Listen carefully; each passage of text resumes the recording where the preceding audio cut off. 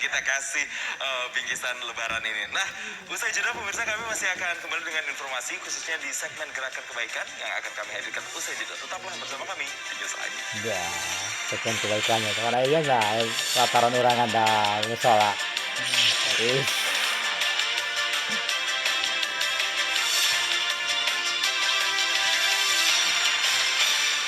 Musola.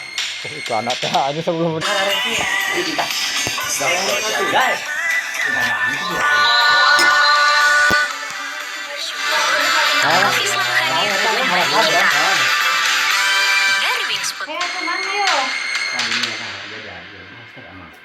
Didukung oleh Top Cappuccino. Italian Taste of Cappuccino. Terima kasih pemirsa, masih kembali lagi di Newsline. Kita akan lanjutkan Newsline dengan Gerakan Kebaikan. Dan Gerakan Kebaikan kali ini kami mengangkat semangat anak-anak di pelosok Cianjur, Jawa Barat yang tetap semangat belajar agama meski dengan kondisi yang kurang kondusif. Iya, sebagian anak yang mengaji ialah yatim piatu yang perlu disantuni. Kita lihat bersama pemirsa, inilah musola yang biasa digunakan warga, khususnya anak-anak, untuk mengaji dan belajar tentang agama Islam. Musola ini berada di Kampung Cilegok, Desa Sukaraja, Kecamatan Gadopandang, Kabupaten Cianjur, Jawa Barat. Musola ini dibangun secara swadaya oleh warga bernama Sutardi pada tahun 2015. Dirinya membangun musola ini untuk memudahkan warga desa beribadah lantaran jarak Kampung Cilegok ke masjid cukup jauh.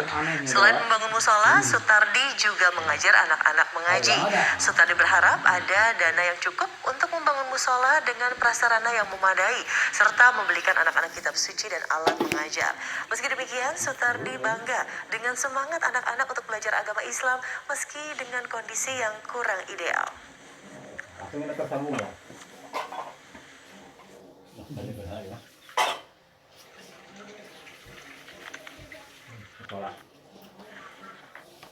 Dan untuk mengetahui bagaimanakah kebutuhan sarana prasarana beribadah warga di Kampung Cilegok, Jawa Barat, saat ini kami telah tersambung dengan Bapak Sutardi, pendiri musola sekaligus pengajar mengaji anak-anak di Kampung Cilegok, Cianjur. Ya, kita langsung sapa. Selamat siang Pak Sutardi. Assalamualaikum.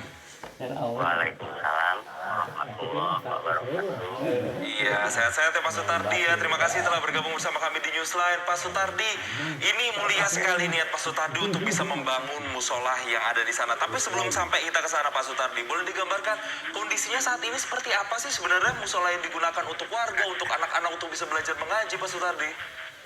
Ya, kalau Pak Sutardi ya masih bersyukur alhamdulillah. Kalau sementara gimana kurangnya atau kurang memadainya itu masalah musola, masalah tempat.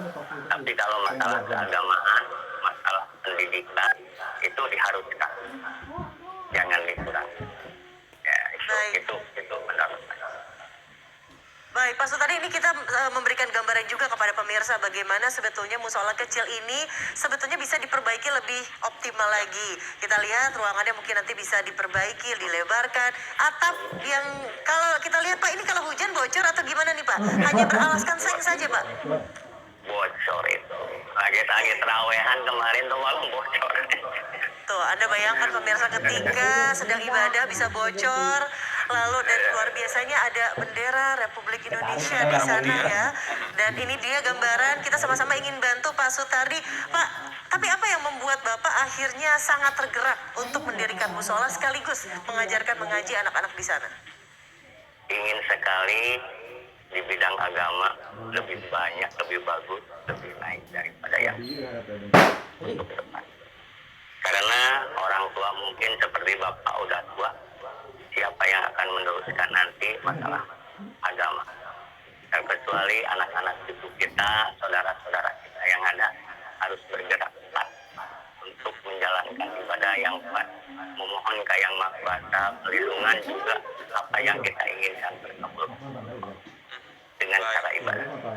Baik, mulia sekali niat Pak Sutardi untuk bisa menurunkan nilai-nilai keislaman, nilai-nilai keagamaan terhadap anak-anak di sana. Tapi Pak Sutardi, untuk musola memang ini satu-satunya saja yang ada di Cilegok di sana atau ada sarana prasarana tempat ibadah yang lain, Pak Sutardi? Enggak, Pak.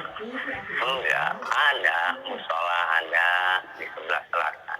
Masjid besar pun ada di tempat. Karena apa? Ini sebetulnya mudah Pak, nggak begitu sulit Bapak untuk menjawab. Karena apa? Karena lokasi yang sekarang kalau ke masjid besar kan lumayan cukup jauh, kira-kira 2.000 meter Pak. 2.000 meter. Mending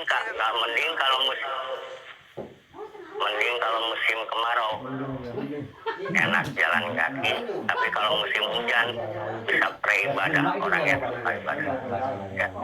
Ya maka cenderung lebih baik kita mendirikan yang dekat Iya. untuk ibadah yang lebih baik.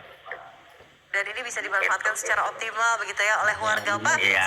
Saya lihat antusiasme anak-anak terutama ya di sini di gambar yang sedang sama-sama kita saksikan sangat tinggi. Satu hari ini seperti apa Pak jadwal mengajarnya? Apalagi kalau lagi bulan Ramadan pasti jadi lebih rajin kan ke musola. Gimana Pak Sutardi, boleh diceritakan? Boleh. Alhamdulillah dari segi anak bermain. Kalau anak kan sukanya sebelum asar juga bermain. Betul. Tapi kalau setelah jam 4 ke atas, suka dia belajar juga mengaji. Kan ada yang ngedidik kan anak itu Bapak, seperti itu Bapak keluar dari pesantren, sekarang ada di rumah. Nah di situ anak ketariknya karena ada di sini, itu Bapak keluar dari pesantren, dia mengajar, segi agama, segi apapun atau sholawatan gimana kan gitu. Nah gitu, itu masalah itu ya. Maka ketarik. Baik, Pak Sutardi, total ada berapa anak-anak tuh Pak berarti yang setiap harinya belajar mengaji, belajar agama di musola yang Bapak bangun, dan bagaimana Pak antusiasme mereka Pak setiap hari ketika belajar mengaji? Bisa diceritain dong Pak ke kami bagaimana perjuangan mereka untuk bisa belajar agama setiap harinya di sana Pak? Ya, kalau misalnya Pak, kalau nanya banyak berapa orang, nggak banyak Pak. Cuman 21 orang yang bergerak belajar di musola ini ya. Itu 21 orang termasuk banyak anak yatim Pak yang bapaknya sudah meninggal kan gitu. Bapak urus dididik supaya menjadi yang baik ya. Supaya menjadi orang yang benar-benar bertakwa kepada Allah. Dia juga tahu karena tidak ada yang mungkin. Nah itu harapan Bapak ada juga yang membantu, yang terketuk hatinya untuk yatim juga untuk tolong Bapak. Baik, insya Allah ya Pak, ini bentuk ikhtiar kita semua juga untuk sebetulnya memberikan masa depan yang lebih baik untuk anak-anak yang tadi disebutkan oleh Pak Sutardi. Pak, gambaran saja, kira-kira butuh biaya berapa untuk memperbaiki musola ini, sekaligus juga mungkin memperbaiki stok Al-Quran yang ada di sana. Silakan Pak Sutardi. Ya, Bu.